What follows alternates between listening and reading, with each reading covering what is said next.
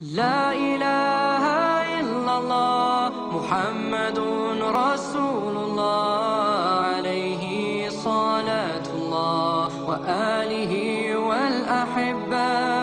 لا إله إلا الله محمد رسول الله عليه صلاة الله وآله والأحبة. Shine your mercy like the sun and be gracious as the earth. Let your kindness come like rain that cares not whom it falls upon. And let ocean deep your wisdom be, your heart a lantern spreading peace. Give yourself in love of him. Be like The Night Journey. One calm night in Mecca, 1 year before the migration to Medina, the roof of the Prophet Muhammad's house was opened while he was sleeping, and the noble angel Gabriel came towards him. He opened his chest, removed his heart, and washed it with Zamzam water. He then brought a vessel made of gold containing wisdom and faith. He emptied the vessel into the noble chest of the Prophet Muhammad, peace be upon him, and then closed it up. Gabriel woke the Prophet, peace be upon him, and took him by his hand to the gate of the sacred Kaaba. There the Prophet, peace be upon him, saw a white creature, smaller than a mule, larger than a donkey, with wings on each side of its hind legs. The Prophet, peace be upon him, mounted the creature, and they took off north to Beit al-Maqdis in Jerusalem. This part of the journey is referred to as Al-Isra. سبحان الذي أسرى بعبده ليلا من المسجد الحرام إلى المسجد الأقصى الذي باركنا حوله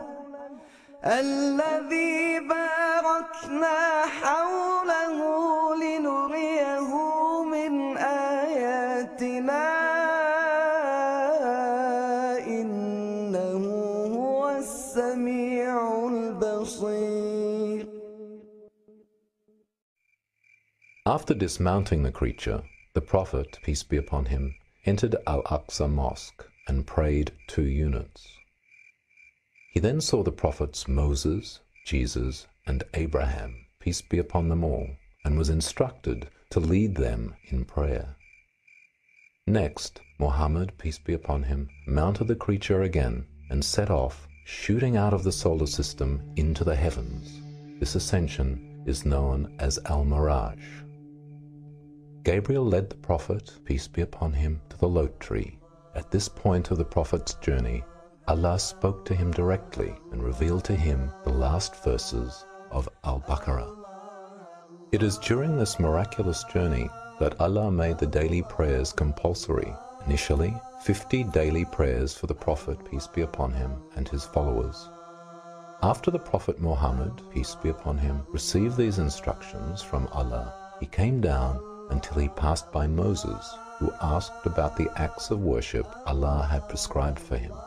When the Prophet, peace be upon him, informed him about the 50 prayers, Moses said, "Your people will not be able to perform 50 prayers each day. I tried the people before you. I had to deal with the children of Israel, and it was very difficult for me. Go back to your Lord and ask him to reduce the burden on your people." The Prophet, peace be upon him, did so, and Allah reduced it by 10. But when he came by Moses again, he said, Prophet, peace be upon him, did so, and Allah reduced it by 10. But when he came by Moses again, he suggested that he return and request a further reduction for the same reason, so he returned. Muhammad, peace be upon him, continued to go back and forth between his Lord and Moses until Allah said, "There will be 5 prayers every day, each being rewarded as 10, thus making it equivalent to 50 daily prayers." Prophet, peace be upon him, passed by Moses once more and informed him of the 5 daily prayers. Moses repeated that he should go back again. However, the Prophet, peace be upon him, said, "I have asked my Lord till I am too shy to face him. I accept this and submit to him." On this journey, the Prophet, peace be upon him, was taken to paradise, where he saw dwellings made of pearls and their soils made of musk. He was also taken to hell, where Allah revealed to him scenes from the future. He saw people receiving terrible punishments for different sins. The Prophet, peace be upon him, then returned home to find his bed still warm.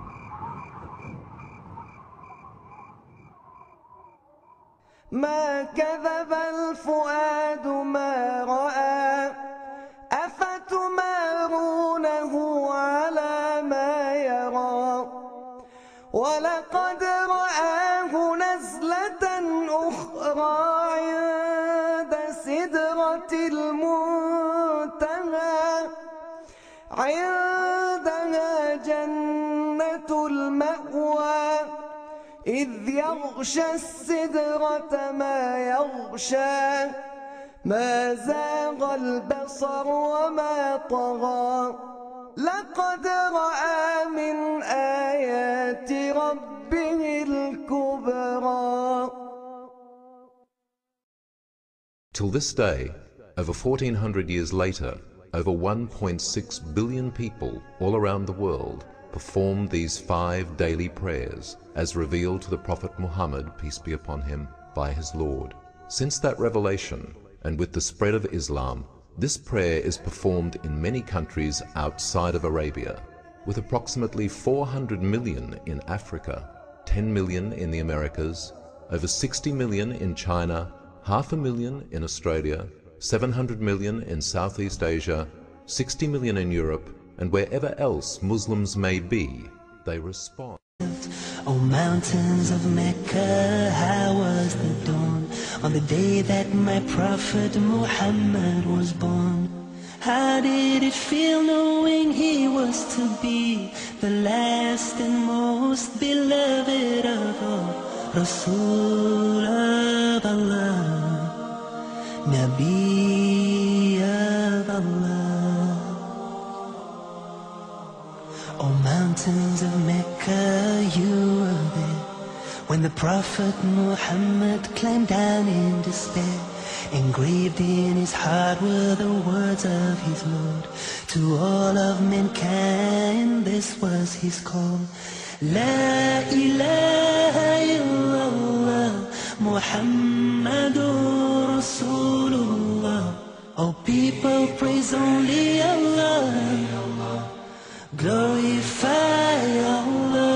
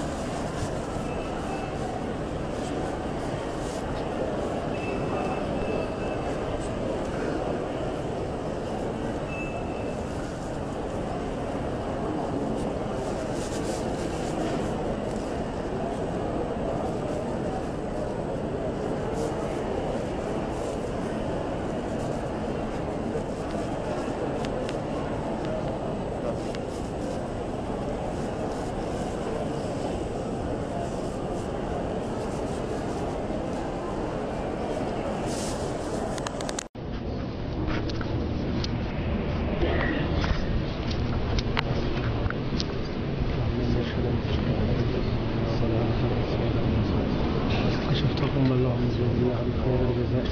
يرضى منك يا أخي. السلام عليكم.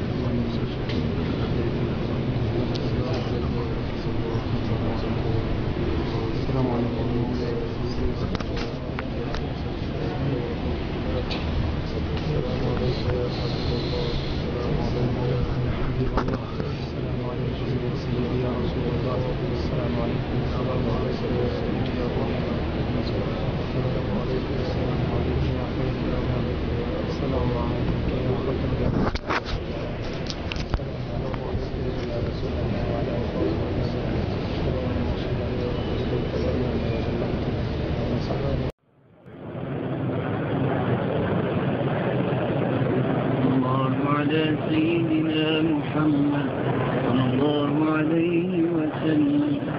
الله على سيدنا محمد صلى الله عليه وسلم. الله على سيدنا محمد صلى الله عليه وسلم.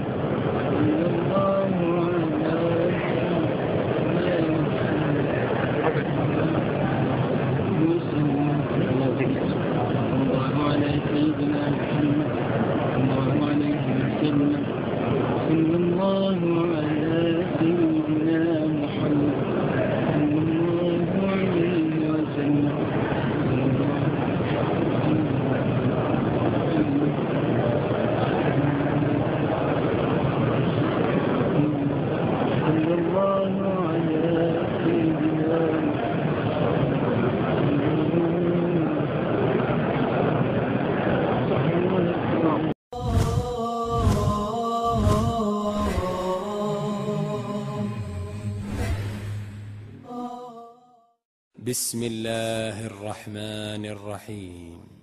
الذين كفروا وصدوا عن سبيل الله أضل أعمالهم، والذين آمنوا وعملوا الصالحات وآمنوا بما نزل على محمد وهو الحق من ربهم كفر عنهم سيئاتهم وأصلح بالهم. ذلك بأن الذين كفروا اتبعوا الباطل وأن الذين آمنوا اتبعوا الحق من ربهم، كذلك يضرب الله للناس أمثالهم. فإذا لقيتم الذين كفروا فضرب الرقاب حتى إذا أثخنتموهم فشدوا الوثاق، فإما منا بعد وإما فداء حتى تضع الحرب أوزارها. ذلك ولو يشاء الله لانتصر منهم ولكن ليبلو بعضكم ببعض. والذين قتلوا في سبيل الله فلن يضل أعمالهم، سيهديهم ويصلح بالهم ويدخلهم الجنة عرفها لهم. يا أيها الذين آمنوا تنصروا الله ينصركم ويثبت أقدامكم. والذين كفروا فتعسا لهم وأضل أعمالهم. ذلك بأنهم كرهوا ما أنزل الله فأحبط أعمالهم.